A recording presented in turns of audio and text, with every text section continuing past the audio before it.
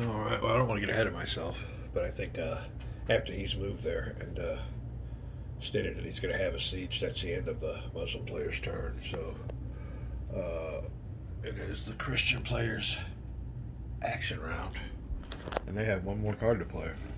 Oh, by the way, I was listening to or watching on YouTube, and I'm going to try to put a link of it on there. Uh, in the evening, I lay on my couch and I watch history videos. But one was really interesting. I was getting into some Crusade videos, and it was called Tancred and the First Crusade. And hold on a second, let me see if I can. All right, it's called Tancred, the First Crusade, and the Rise of the Principality of Antioch. I'll try to put a link on there, but it gets down to all these characters here, like Baldwin. I guess old Tancred was the nephew of Bowman. I was calling him Bohemian, but in the thing it calls him Bowman or something like that, Bohemian or Bowman. So yeah, it's a really good video. Like I said, I put a link on it, and the um, website or whatever, whoever does those videos, those history videos, does a real good job. So there's all kinds of them out there. But like I said, I was just watching that one. We're gonna be back. The last card play of the Christian player, then Muslim player will try his assault. So we'll see what goes on there. I guess it's no surprise to the Christian side what they're going to try to do. So let's see what we can do to minimize the effect and win the game. We'll be right back. With the last card, Christian player is going to use it for its ops value instead of this winter campaigning card.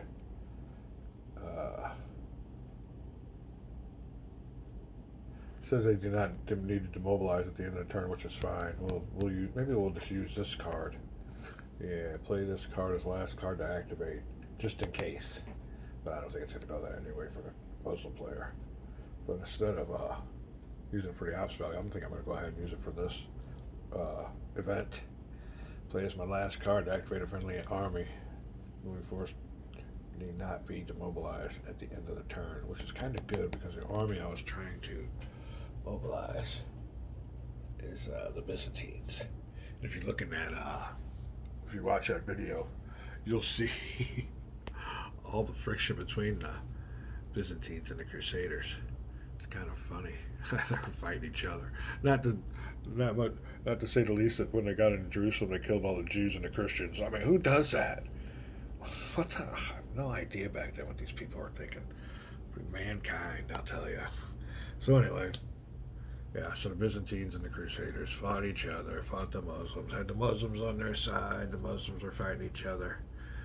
It's a mad world. So we'll go ahead and activate these guys, and we will move 1, 2, 3. I think he can only move 4. Oh, shoot.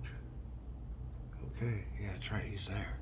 So we'll have to fight them to try to break the siege. That'll be fun. Alright, well, he's moving out. Let me get my pointer. Oh, we're short of a pointer. Oh, let me see here. Yeah, you don't want to go this way. Well, you don't want to go this way because it goes to stronghold. So we will go 1. Make sure any mountain passes. 2, 3, 4. Oh, shoot. Make sure you can move. Christian leaders may move 4. So there you go. I think a battle will ensue, and the forces inside of Edessa may come out, sally out to join this battle. We're back. Alright then, relief forces. If you send an army to attack an enemy army besieging one of your strongholds, you may not count the forces inside. During the battle, nor may absorb any losses, so I guess the Byzantines are on their own. However, the relieving army gets a +1 modifier in any battle, so that'll help. Units inside the stronghold may be activated and attack the besiegers normally. But I don't have any more cards, so I don't think I'll be doing that. They do not gain a +1 modifier for attacking the besieging army if they attack and lose they must retreat back into the stronghold.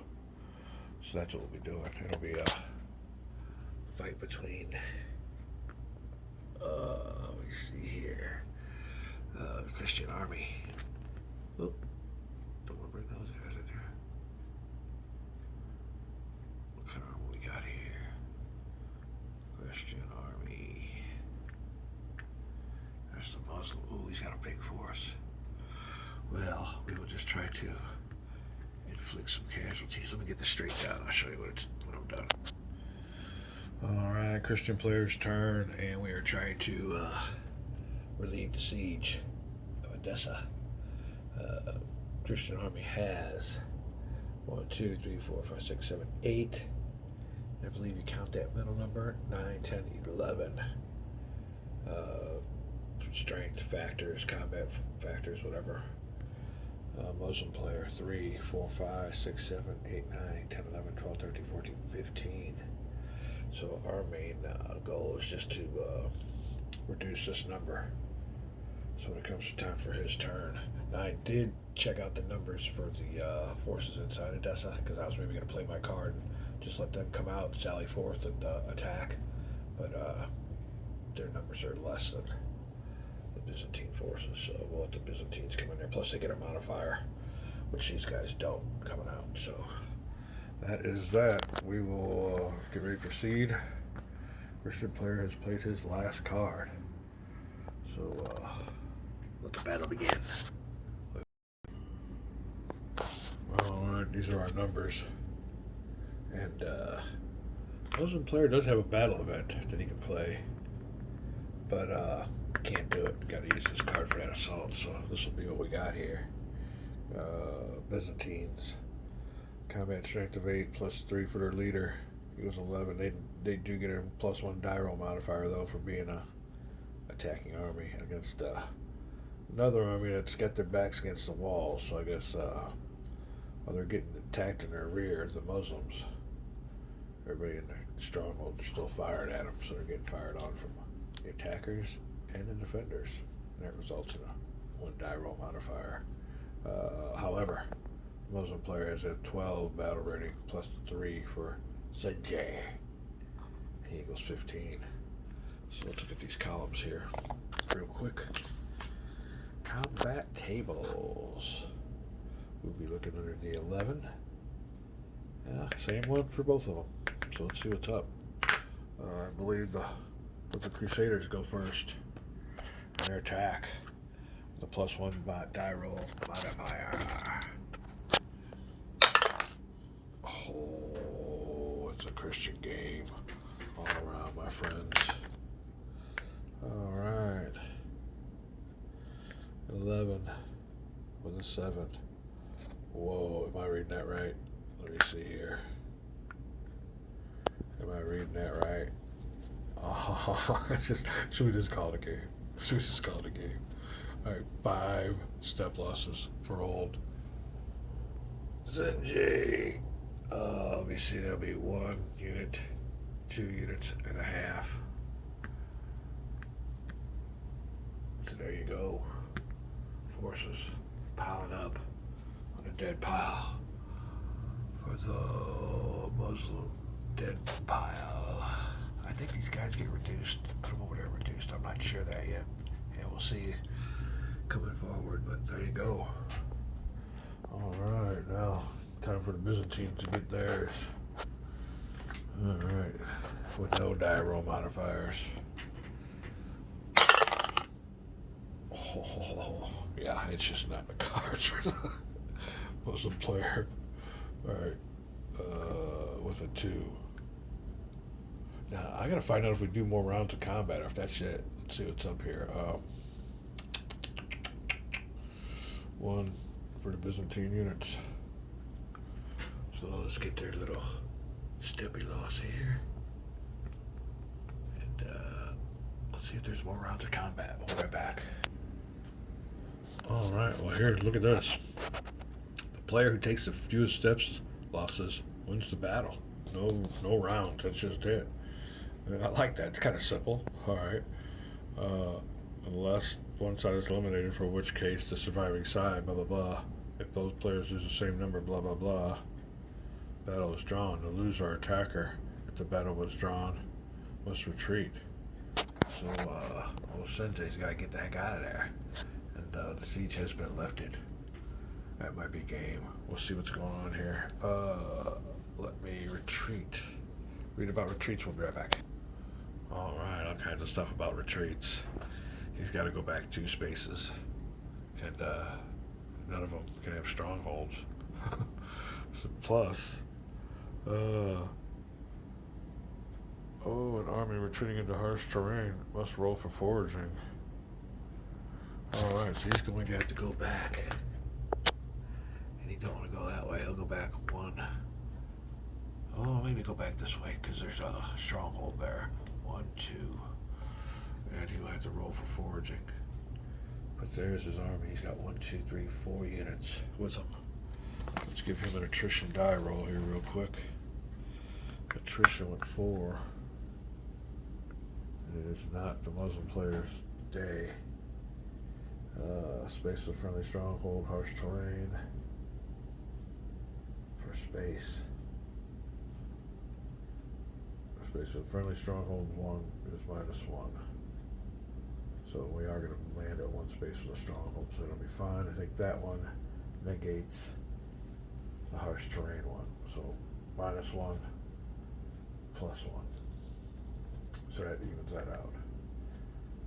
Cross range of monitors being shadowed, nothing. So he will have 4 units for attrition.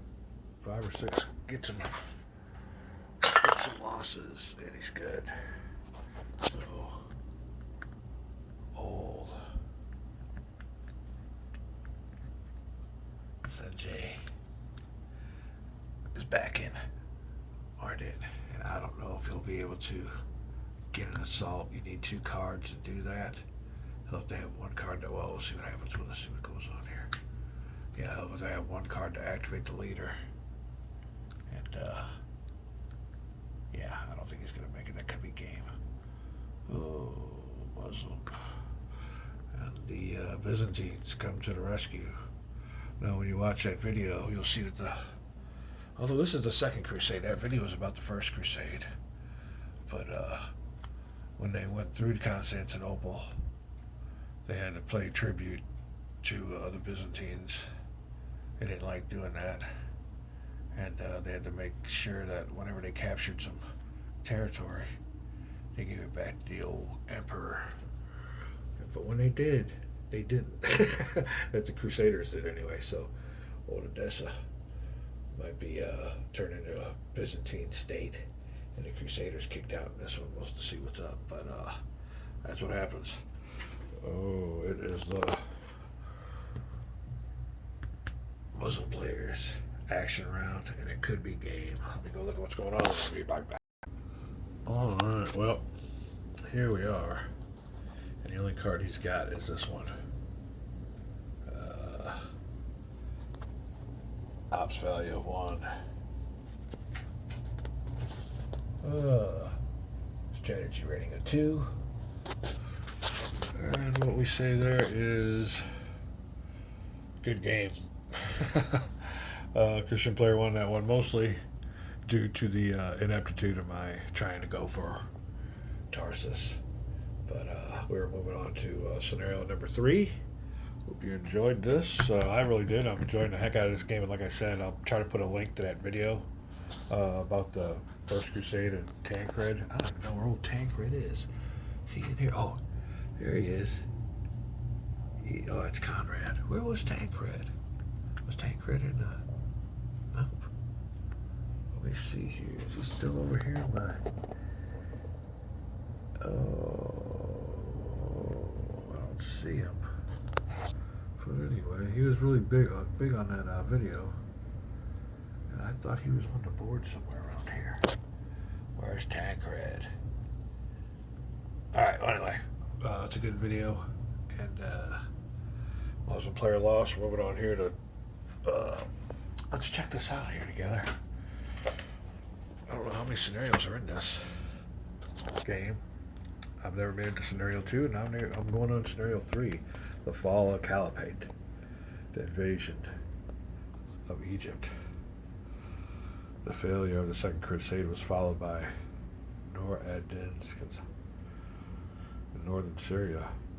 In the 2 decades that followed, the kingdom of Jerusalem was blessed with a strong king, Balwin, who sought to counteract this increased and hostile power. The Muslim powers to the north were too strong, but the doddering Fatimid Caliphate offered a more tempting target. Huh. So here we're going on here with my third scenario. We'll find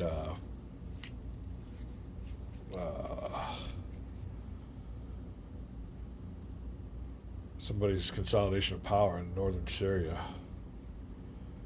And in the 2 decades that followed, the kingdom of Jerusalem was blessed with 2 strong kings that are building up forces. The kingdom of Jerusalem strong, who sought to counteract this increase in hostile power. Muslim powers to the north were too strong, so they couldn't attack up north. But the doddering Fatimid Caliphate offered a more tempting target. So we were in Jerusalem. In our next scenario, this will be too strong to attack, and they'll be looking to go down here. All right, well, let's see what we got going on here then. Oh, for the first time, not the last time, the wealth and resources of Egypt became a target for the Crusaders. By 1160, the Caliphate split into 2 camps led by rival viziers. Okay, here we go. Shawar and Durgham. Both sides sought outside help in their internecine quarrels, creating a convenient pretext for both Anarch and Nord to intervene. Huh. We'll see. Alright, let me get this one set up. We'll find out what the victory conditions are. Maybe we'll play a little bit more inept this time, or rather, not inept. So we'll be right back. What's scenario 3? The fall of the Caliphate. Huh. Invasion of Egypt. We'll be back.